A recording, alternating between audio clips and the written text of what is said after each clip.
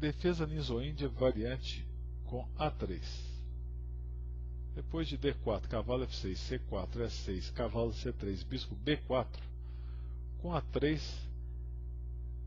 as brancas obrigam bispo toma C3, já que voltar o bispo só perderia tempo. E depois de B toma C3, chegamos à estratégia básica da defesa ninzoíndia.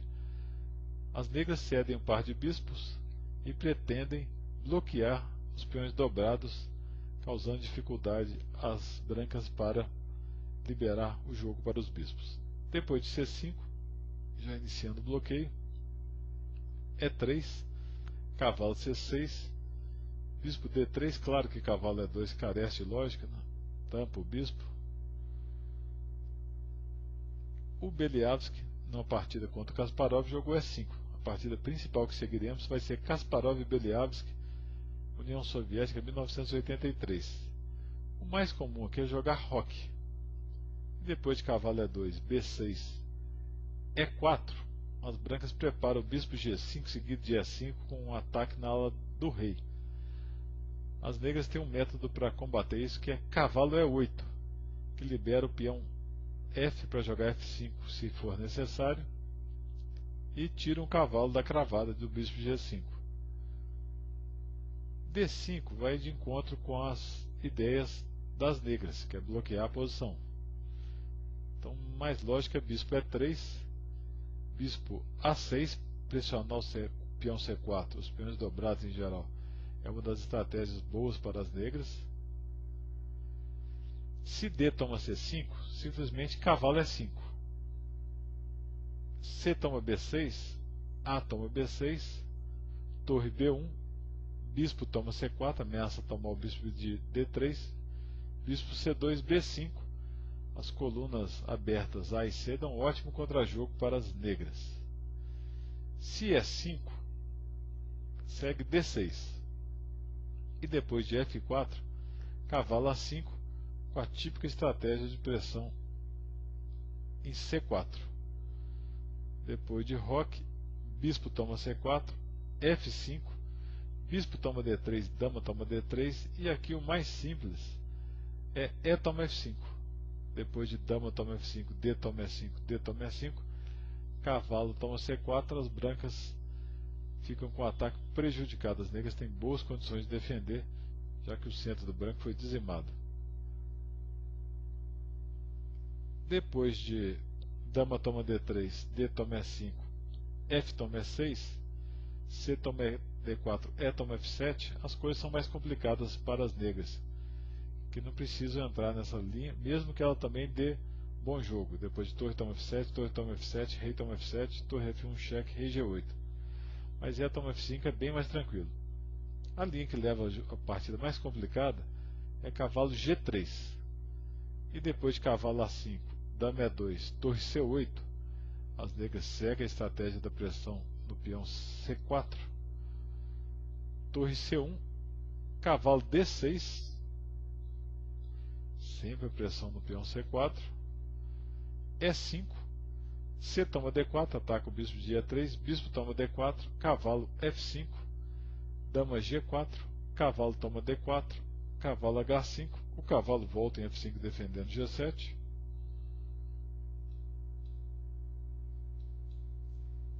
e depois de bispo toma F5, G6, cavalo F6 cheque, rei G7, e é uma posição bem complicada, mas as negras não vão ter dificuldade devido à possibilidade de D6 expulsando o cavalo e de defender H7 com torre H8. Mas o lance do Beliavsky também é muito interessante, E5. E depois de cavalo E2, D6, E4, C toma D4, C toma D4, E toma D4, roque, dama A5, ficaram com uma ótima posição com o peão de vantagem, apesar de dobrado, bispo F4, dama C5, e o Kasparov já jovem mostrava sua força com o cavalo C1, para tirar a dama com o cavalo B3, o Beliavsky impediu com o cavalo A5, veio um truque tático aqui, bispo toma D6, dama toma D6, E5. Claro que não pode tomar em E5 por causa de torre E1. E depois de dama C5, E toma F6, roque, torre B1, com ameaça torre B5 ganhando uma peça. A6, F toma G7, torre E8, cavalo B3, cavalo toma B3, torre toma B3, torre B8, dama B1, F5, torre B6, torre E6, torre toma E6, bispo toma E6, torre E1, bispo D7. O Kasparov propôs a troca de dama com dama B4, surpreendente, já que o rei negro não está tão bem protegido. Mas a ideia é aproveitar o final em que as negras têm a estrutura muito debilitada. Depois de dama toma B4, A toma B4, rei F7, torre E5, rei F6, torre D5, bispo E6. Kasparov deveria ter jogado a simples torre toma D4, mas ele deve ter temido rei E5, que não tem nada, né? Por exemplo, torre H5, torre D8, e agora ele pode defender com bispo E2, por exemplo. Ou se torre G8, simplesmente F4, torre toma G7, torre D6, tem grande vantagem, um peão a mais e uma posição muito ativa das peças. Mas ele preferiu torre D6 e depois de torre G8, C5, torre toma G7, bispo C4, torre E7, ainda tinha boa chance de vitória com rei F1, rei F7, bispo toma E6, torre toma E6, torre toma D4, um final de torres com peão a mais e os peões negros da ala do rei muito fracos. Mas ele tentou C6 e depois de B toma C6, torre toma C6, rei F7, rei F1, bispo toma C4, torre toma C4, o Beliavsky achou a melhor possibilidade de tentar o empate, que é D3, e conseguiu empatar.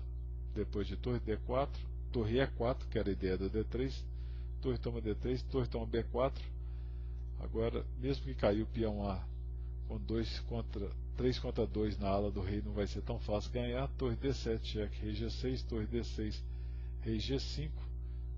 Se o Kasparov toma o peão agora, o Beliavsky segue uma série de cheques pela terceira fila, obrigando o rei a sair, aproximando da torre quando vão cair alguns peões, ou pelo menos um empatando. Então seguiu G3, F4, a estratégia correta de se eliminar os peões, diminuir o número de peões, rei G2, F toma G3, H toma G3, agora o Beliavsky defendeu o peão com a torre E4 e empatou.